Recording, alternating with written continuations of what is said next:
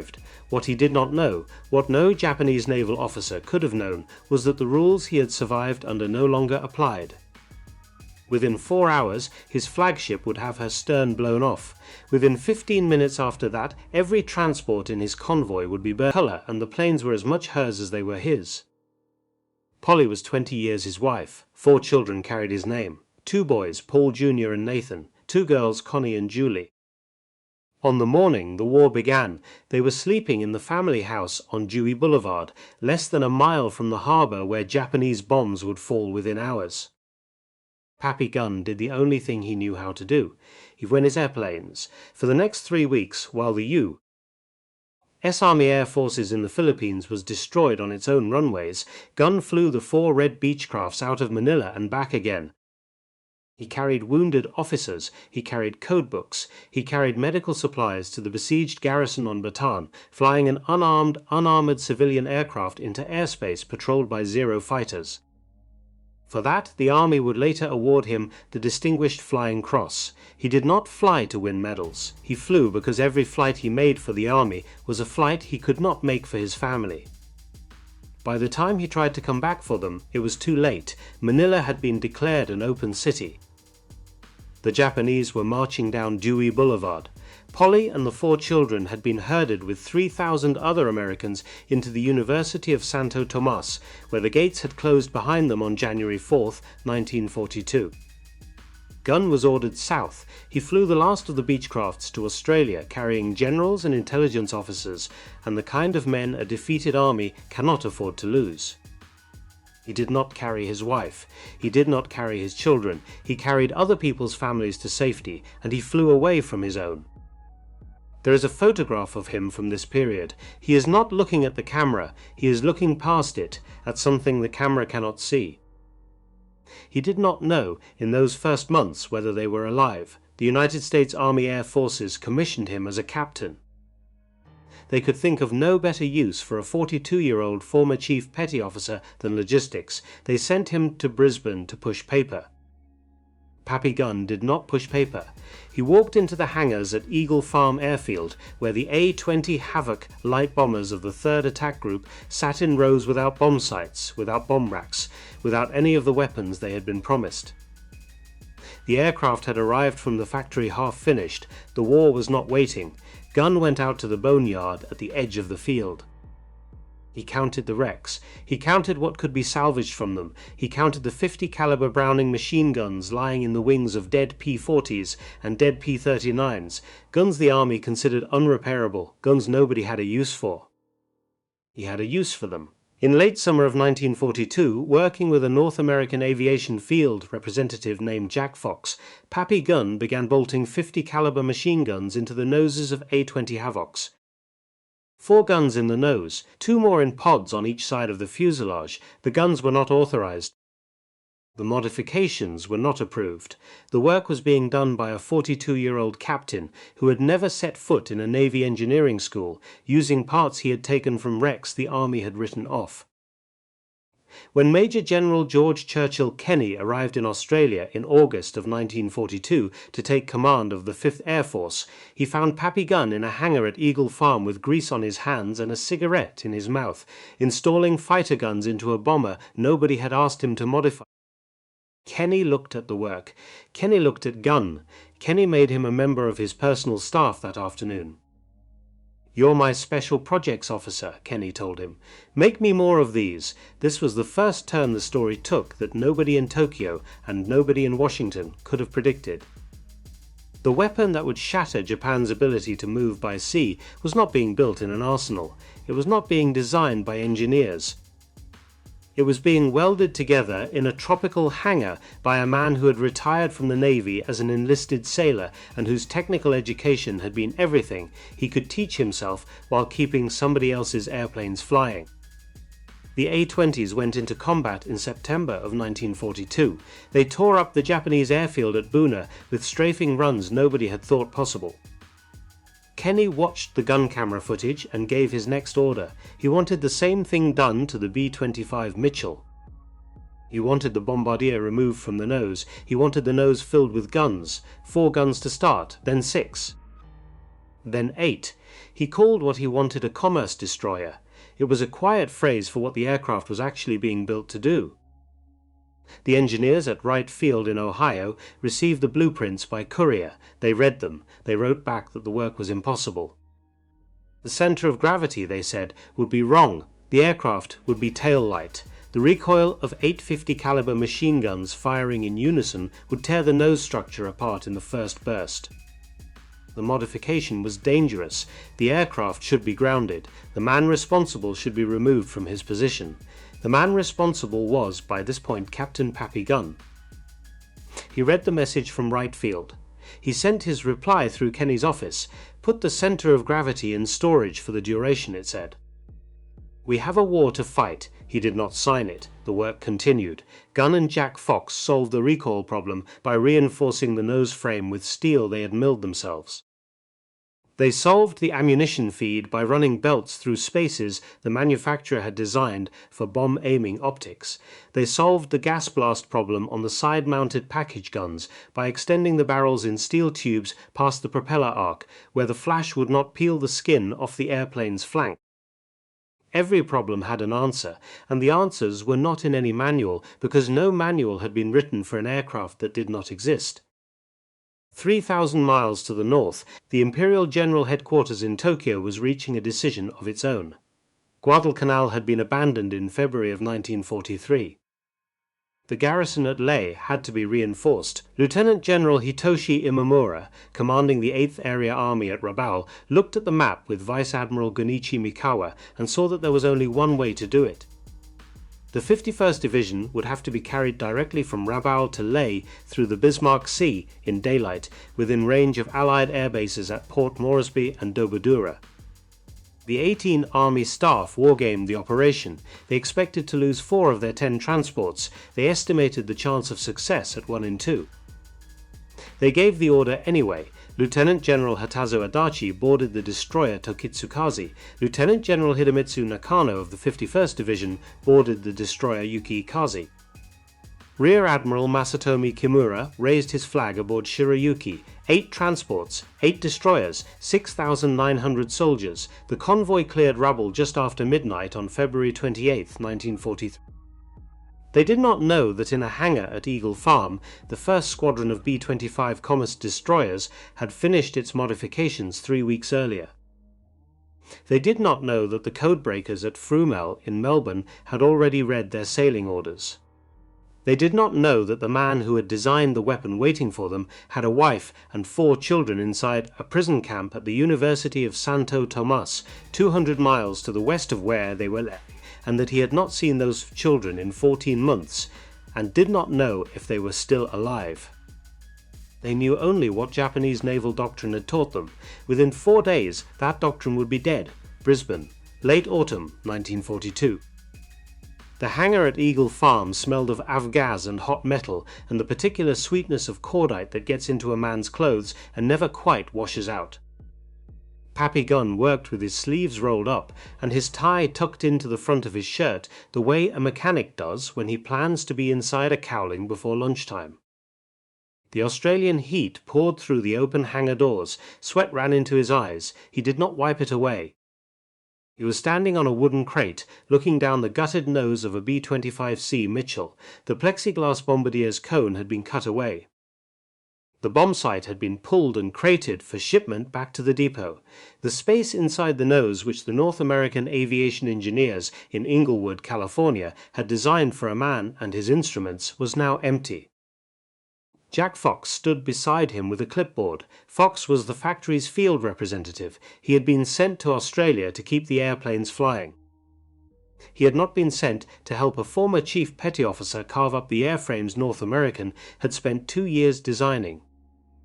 But Fox had been in Brisbane long enough to understand that Pappy Gunn was not asking permission, and that the better part of wisdom in this hangar was to hand the man the right tools and write the modifications down on paper so that, when Washington asked questions, somebody could give them an answer. 4 guns, Gunn said. He held up 4 fingers, black with grease, then 6, then 8. Fox looked at the empty nose. He looked at the 450 caliber Browning M2 heavy machine guns laid out on the hangar floor, salvaged from the wreck of a P-40 that had cartwheeled at Townsville 2 months earlier. Each gun weighed 64 pounds, each gun fired 850 rounds a minute, each round was longer than a man's index finger and travelled faster than the sound it made leaving the barrel. 8 guns, Fox said. All firing at once, the nose will come apart. Gunn climbed down from the crate. He took the clipboard out of Fox's hand. He drew a sketch on the top page in pencil, a cross-section of the B-25's nose, with steel plates running diagonally from the gun mounts to the main spar. He was not a draftsman. The drawing was crude, but anyone who had ever welded a thing to another thing could see what he meant. "It won't come apart," he said. "We'll reinforce it." Fox looked at the sketch. He looked at Gunn. He picked up the first machine gun. The first reinforcements broke. They cracked along the welds the first time the guns were tested. Gunn redesigned them in pencil on the back of a cigarette pack while standing on the apron. The second reinforcements held for 50 rounds and then deformed. The third version held. The fourth was better. By the time Gunn was satisfied, the nose of a B-25 weighed 800 pounds more than it had when the airplane left Inglewood. The center of gravity had moved nearly a foot forward. By November, the nose of a B-25 weighed 800 pounds more than it had when the airplane left the factory. The center of gravity had moved nearly a foot forward. When the modification reports reached Brisbane through official channels, General Kenny read them once and filed them in the drawer where he kept the things Washington did not need to know about. He went out to Eagle Farm and watched Pappy Gunn take a fully modified B-25 down the runway at full throttle, hold the nose wheel on the concrete past the speed any test pilot would have allowed, and lift off with 2,000 pounds of guns and ammunition packed forward of the firewall. The airplane climbed, the airplane handled, the airplane came back down without complaint. Kenny walked over to Gunn when he taxied in. He had read Wrightfield's report that morning. He looked at the airplane that had just touched down on its main gear like any other bomber in the Army. He looked at the man who had built it. Kenny never forwarded Wrightfield's recommendation up the chain. He filed it in a drawer and went on with the war. While Pappy Gunn was bolting guns into bomber noses, another American officer was solving the other half of the problem. His name was Major William Garland Benn. He was 34 years old, a West Point graduate, and he commanded the 63rd Bombardment Squadron of the 43rd Bombardment Group, flying B-17 Flying Fortresses out of Port Moresby. Ben had read a British report on something the Royal Air Force was trying in the Mediterranean, dropping bombs at low altitude into the sides of ships, letting the bombs skip across the water like a flat stone on a pond, slamming into the hull at the waterline where the steel was thinnest. The British called it masthead bombing. The Americans in time would call it skip bombing. Ben took his B-17s out to a reef near Port Moresby where the merchant ship SS Pruth had grounded herself before the war. He flew at the wreck. He dropped practice bombs from 200 feet at 300 miles an hour. He learned what worked. He learned what killed you. He came back to Port Moresby and wrote down what he had discovered. A bomb released at the right altitude, at the right speed, at the right distance from the ship, would bounce once across the surface of the water and strike the target below the waterline. A 4 to 5 second delay fuse would give it time to penetrate the hull before it exploded. The bomb would detonate inside the engine room, inside the magazine, inside the soft places where a ship died. The accuracy was extraordinary. Pilots who had been missing ships by hundreds of yards from 12,000 feet were now placing bombs within 10 feet of where they had aimed them. It was Kenny who saw what the two innovations meant together. 8 50 caliber machine guns in the nose of a B-25 could silence the deck of a Japanese destroyer before the bomber reached release point. Skip bombs released into the side of that destroyer would open her hull at the waterline. The guns would kill the gun crews. The bombs would kill the ship. The pilot would do it all in 8 seconds, from 100 feet above the ocean. By the end of February 1943, the 90th Bombardment Squadron at Port Moresby, call sign Pero Dice, had a dozen B-25s configured for the new attack. The squadron commander was Major Edward Larner, 28 years old, hard as a tire iron, the kind of man who walked toward problems rather than away from them. His pilots trained against the wreck of the Pruth until they could put a 500-pound bomb through a window from 100 yards out. They flew so low that their propeller wash-kicked spray off the water in white trails behind them. They did not know what they were training for. They were told only to be ready. 1,200 miles to the north, the codebreakers at Frumel in Melbourne had been reading Imperial Japanese Navy traffic since the first weeks of the war. On February 16, 1943, they decrypted a message that named the destination of every convoy the Japanese intended to sail in the coming weeks. Wewak, Madang, Lai. The Lai convoy would carry the main body of the 51st Division. It would sail from Rabaul during the last week of February. It would attempt to land its troops on March 5th. The decrypts were passed to Kenny. Kenny spread them out on his desk in Brisbane and looked at the dates and the courses. He did not need a war college to tell him what he was looking at. He was looking at 6,000 Japanese soldiers in a box. He gave the order. Every bomber the 5th Air Force could put in the air would be ready. The B-17s would attack from altitude. The B-25s of Larner's squadron would attack from the wavetops. The Australians, flying Beaufighters out of Port Moresby, would go in first. By the time the convoy cleared Rabaul, just after midnight on the 28th of February, every piece of the Allied trap was in place. The codebreakers in Melbourne had read the destination. The B-25 strafers were standing on the line at Port Moresby. The Beaufighters were fueled and armed. Kenny was waiting. A tropical storm closed over the Solomon Sea on the night of the 1st of March. The convoy disappeared into it. Allied search aircraft flew through rain and lost contact. For 36 hours the Japanese sailed unseen. Then the weather broke. On the afternoon of March 2nd, a B-24 Liberator from the 321st Bombardment Squadron found a tear in the clouds and saw the convoy crawling beneath it at 7 knots. The pilot radioed his contact report. Within 2 hours, 12 B-17 Flying Fortresses from the 43rd Bombardment Group were over the convoy at 7,000 feet, dropping 1,000-pound bombs. They hit the transport Kyokusei Maru. She caught fire. She sank within an hour. The destroyers Asugumo and Yukikaze pulled 850 soldiers from the water, ran them ahead to lay through the night at flank speed, put them ashore, and turned around. They rejoined the convoy before dawn. Aboard the Shirayuki, Admiral Kimura received the damage reports. 1 transport lost, 850 troops saved. 7 transports still afloat, 6,000 soldiers still bound for Lae. The Americans had attacked from altitude as Japanese doctrine had predicted, and Japanese doctrine had held. The convoy continued. This was the first turn that the men in the destroyers could not see. They believed they had been tested and had survived. They believed the worst was behind them. The worst had not yet begun. The morning of March 3rd came up clear over the Huon Gulf. At Cape Ward Hunt on the north coast of Papua, 90 Allied aircraft formed up in the cool air at 3,000 feet. 13 Beaufighters of the Royal Australian Air Force's No. 30 Squadron, 12 B-25s of Larner's 90th Squadron, every one of them carrying the 8-gun nose Pappy Gunn, had welded together in Brisbane. 13 B-17s of the 43rd, 12 A-20 Havocs of the 3rd Attack Group, 16 P-38 Lightnings of the 39th Fighter Squadron flying high cover. The formation took 20 minutes to assemble in the sky. Nothing of this size had ever been put together over the southwest Pacific.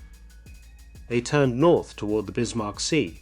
At 10 o'clock in the morning, the Japanese lookouts saw the high-altitude formation first, the B-17s, the way they had always come. Every anti-aircraft gun on every ship in the convoy traversed upward, the 5-inch guns of the destroyers elevated to maximum. The 25mm mounts on the transports swung their barrels into the sun. Japanese doctrine called this the umbrella of steel. It was the answer to the question Japanese sailors had been trained to answer. It was the answer to the wrong question. The Beaufighters came in below the horizon, 20 feet above the water, 400 miles an hour. By the traditional account passed down through Allied airmen, the Japanese gunners first mistook them for torpedo planes and turned their ships broadside to comb the expected wakes, a story some modern historians have questioned. What is certain is what happened next. Each Beaufighter carried 4 20mm cannons in the nose and 6 303 machine guns in the wings. They opened fire at 600 yards. The bridges of the Japanese destroyers disintegrated, plexiglass shattered, officers folded forward over their binoculars. Helmsmen went down at their wheels. The bridge of the Shirayuki took the first hits. Admiral Kimura was knocked to the deck with shrapnel in his side. His captain was killed beside him. The fire control officer was killed. The signalman was killed. The men who had been trained to fight the ship were not killed all at once, but quickly enough that no orders went out for the next 90 seconds, and 90 seconds was longer than the ship had. Behind the Beaufighters came the B-25s. Major Edward Larner led them in at 50 feet above the water at 280 miles an hour. The destroyers Larner had selected, the lead destroyers screening the transports, were still trying to bring their guns down through the depression stops to engage the wave-top attackers. Larner pressed the firing button on his control yoke. 8 50 caliber machine guns opened in the nose of his airplane. 6,800 rounds per minute, sustained for 8 seconds, 900 rounds of armor-piercing incendiary projectiles converging on the destroyer's bridge from a range of 1,200 yards. The rounds arrived before the sound did. The bridge windows blew inward. The men inside the bridge were cut down by a fire so dense that the destroyer's fragmentation shields, designed to stop bomb fragments, were peeled apart like cardboard. Then the bomb dropped, a 500-pound bomb with a 4-second delay fuse, released at 100 feet above the water at 280 miles an hour. The bomb skipped once. It struck the destroyer's hull below the waterline. It exploded inside her engineering spaces. Larner pulled up sharp. His tail gunner reported the destroyer's stern lifting and falling away as the magazine cooked off behind them. Behind Larner, 11 more B-25s was selecting targets across the convoy. Lieutenant John Hennebury, jock to his crew, 24 years old, jaw like a brick, made pass after pass on the convoy that morning, by one account 15 separate strafing and bombing runs. He emptied his guns, he emptied his bomb racks, he came back at the convoy a second time with whatever ammunition his turret gunner had left, and his pilot's pistol on the seat beside him. The destroyer Tokitsukaze took a bomb in her engine room and went dead in the water.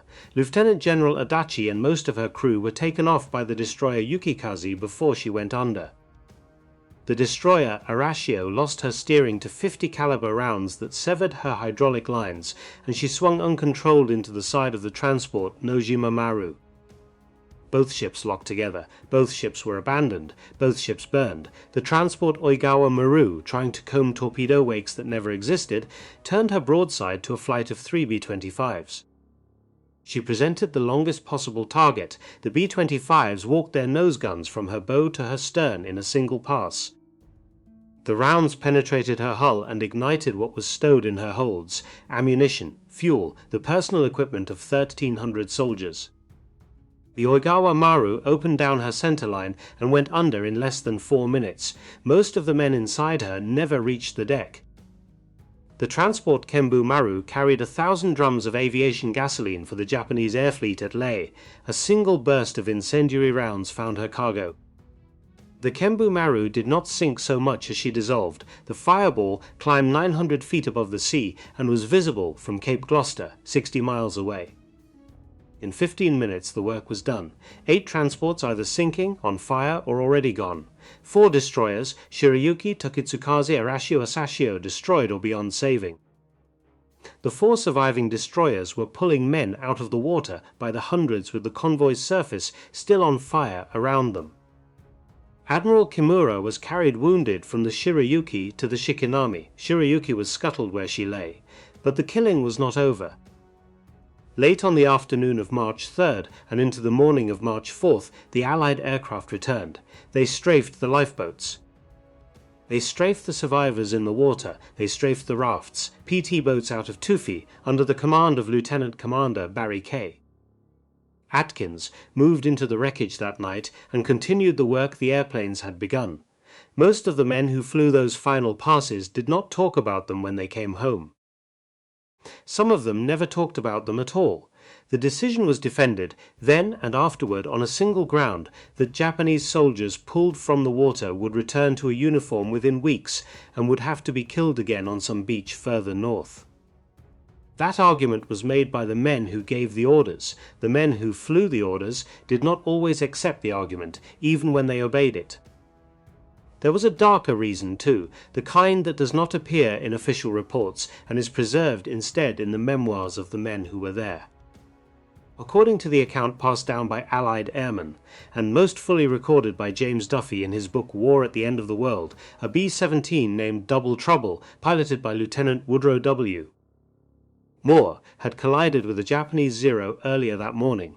7 of Moore's crew bailed out. Japanese Zeros, by these same accounts, shot them as they hung in their parachutes in plain view of the other bombers in the formation. The story is not in any official combat report. It is in the memories of the men who said they watched it happen, and the memories of the men who flew back the next day to settle the account in kind. Whether the official record is complete on this point, or whether the men who flew the missions carried truths the paperwork did not record, is a question that has never been fully answered. What is certain is that something happened on the morning of March 3rd, 1943, that the men who came home did not forget. And what is certain is that on the 4th of March, in the water of the Bismarck Sea, mercy was a thing they did not extend. Aboard the Yukikaze, racing north for Rabaul with the last living staff of the 51st Division crowded into every compartment, Lieutenant General Nakano stood at the rail and watched the burning oil slicks recede behind him. He had taken 3,000 of his men into the Bismarck Sea. He was carrying back fewer than half of them. He could not yet know that of the 6,900 soldiers who had sailed from Rabaul, only 1,200 would ever reach Lae.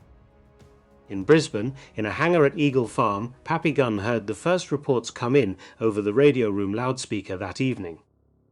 He listened. He did not say anything. He went outside and stood by himself for a long time, looking at the runway lights coming on against the deepening sky.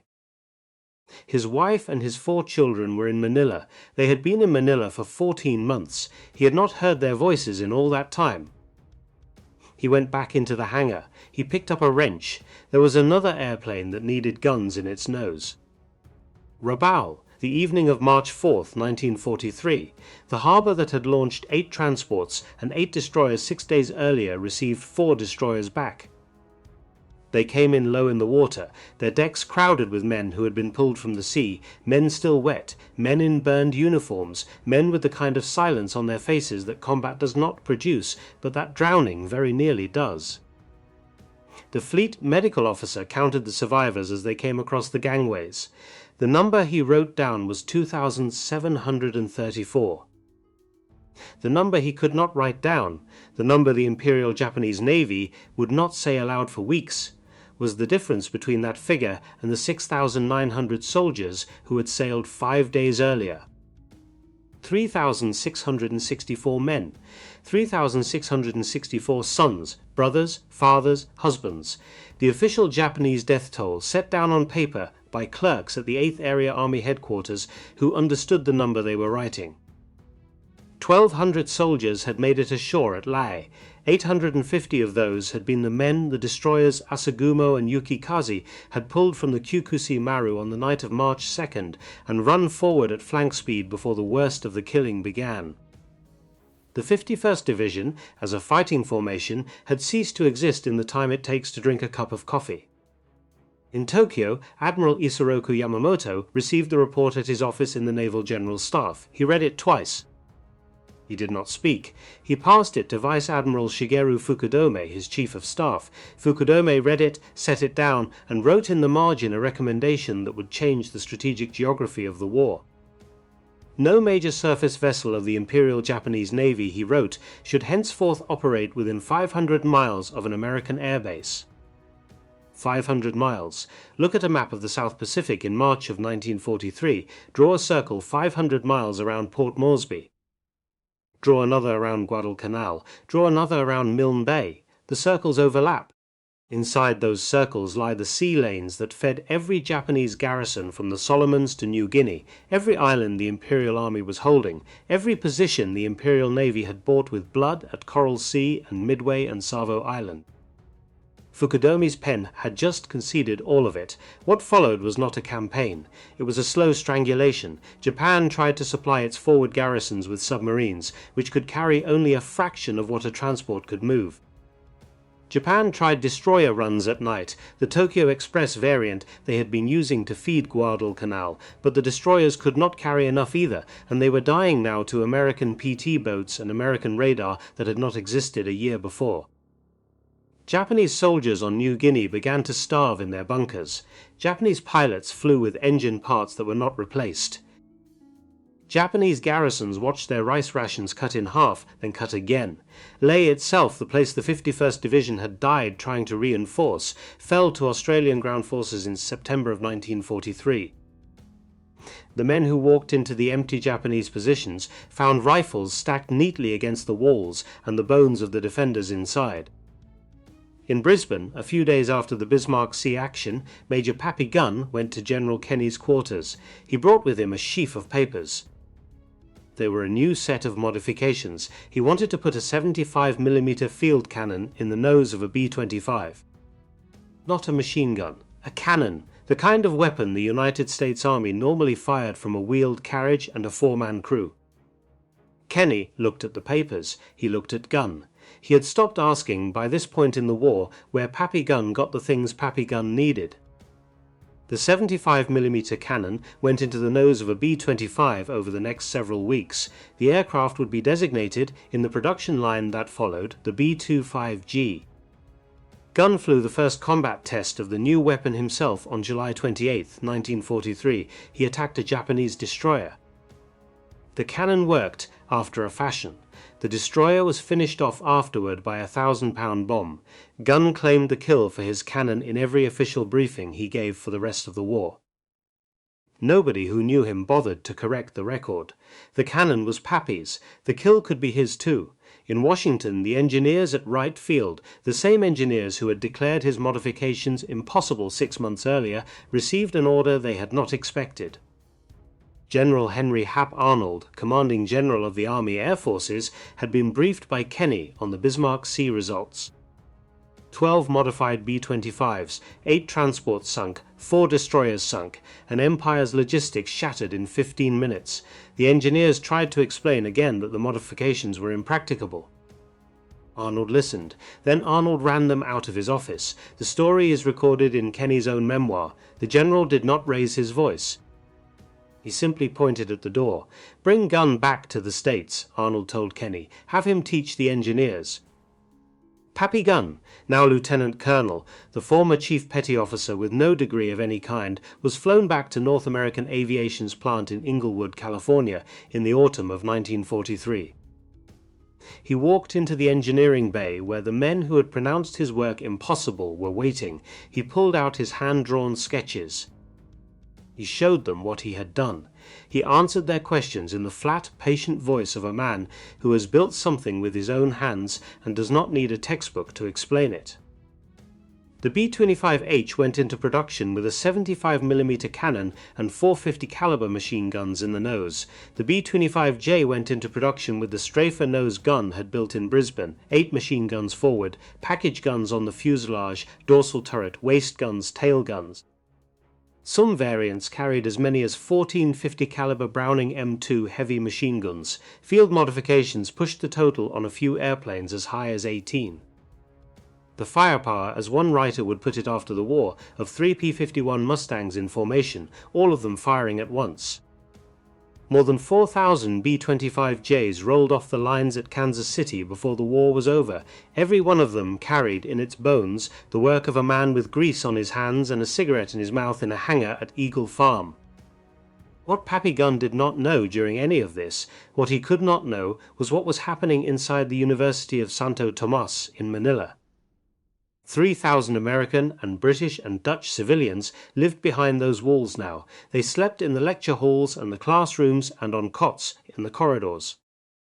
They had been there for nearly 3 years. They were hungry. By the autumn of 1944 they were starving.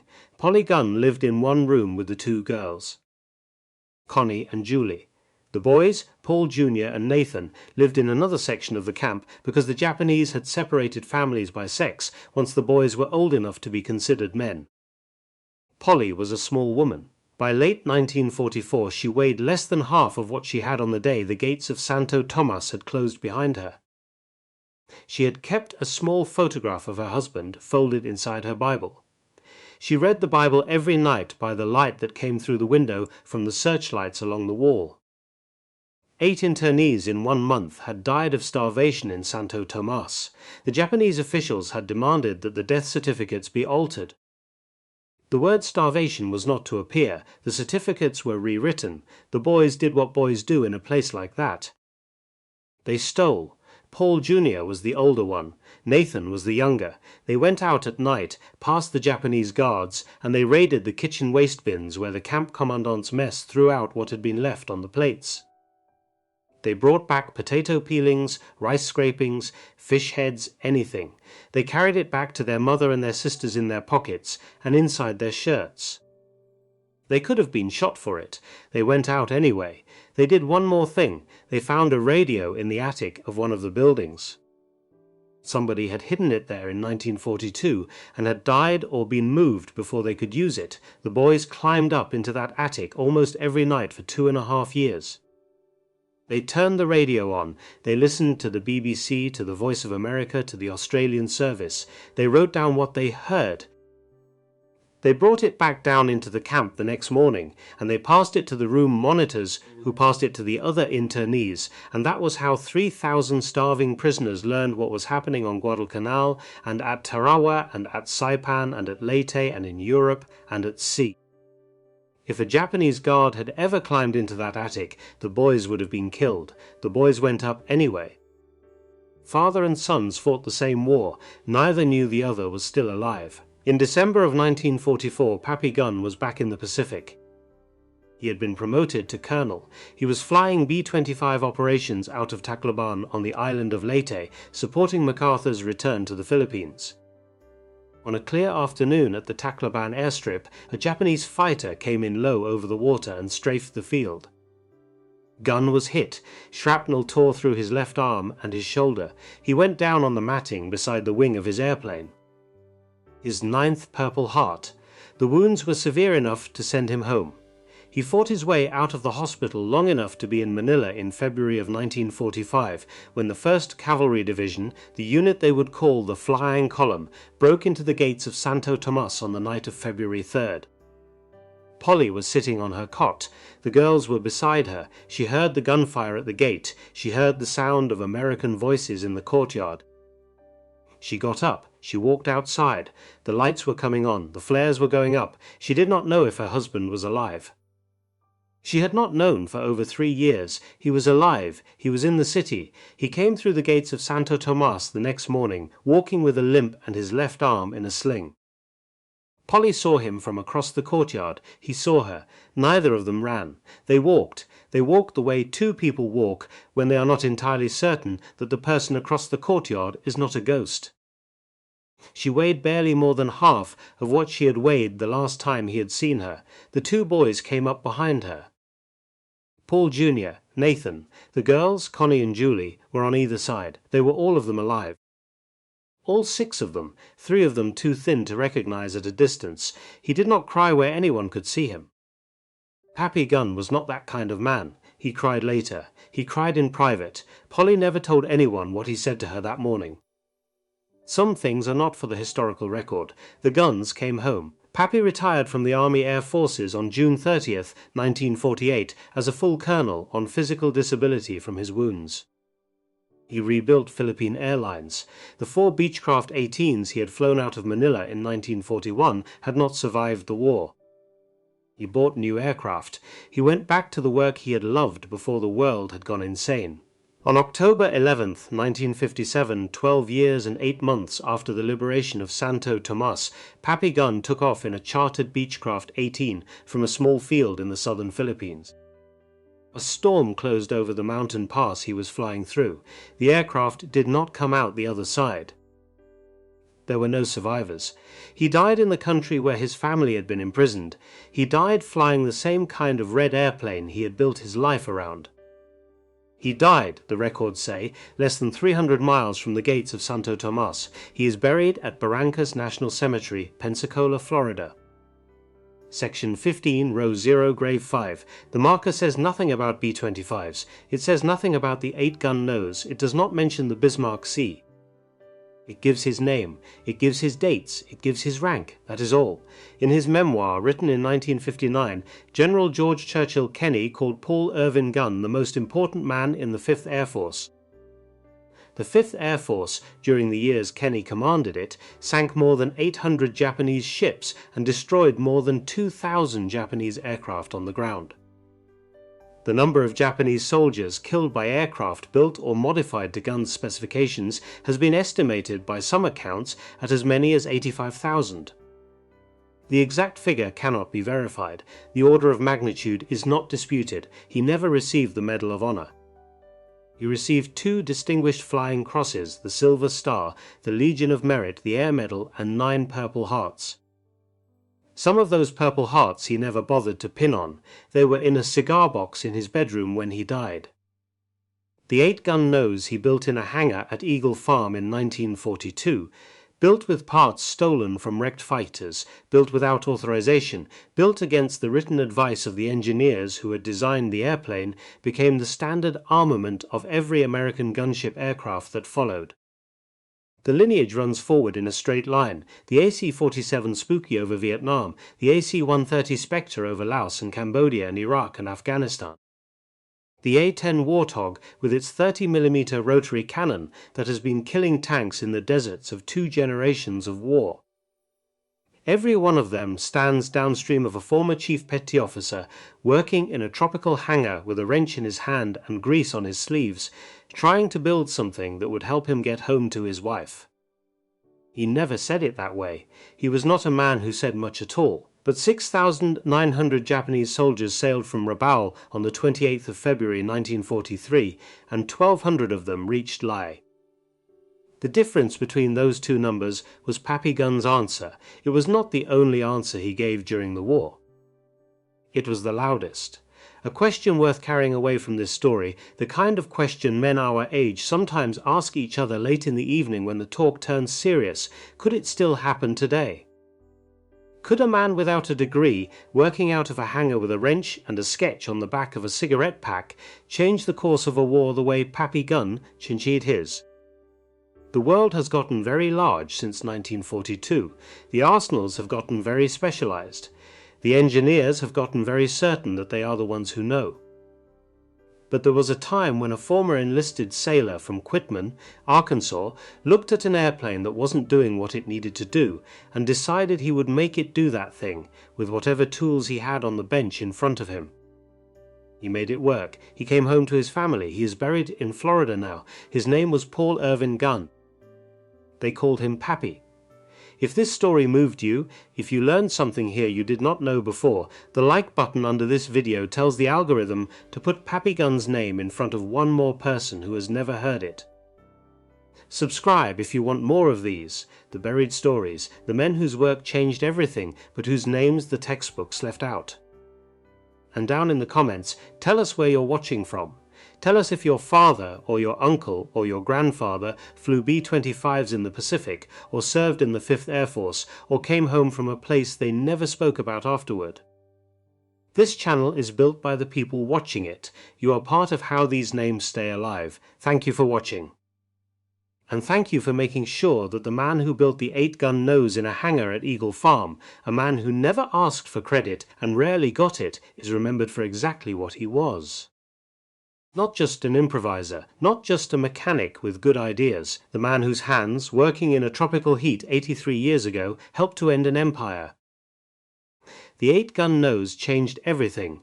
15 minutes over the Bismarck Sea proved it. And now, because you watched this all the way through, you know exactly how it happened, and you know exactly who made it possible.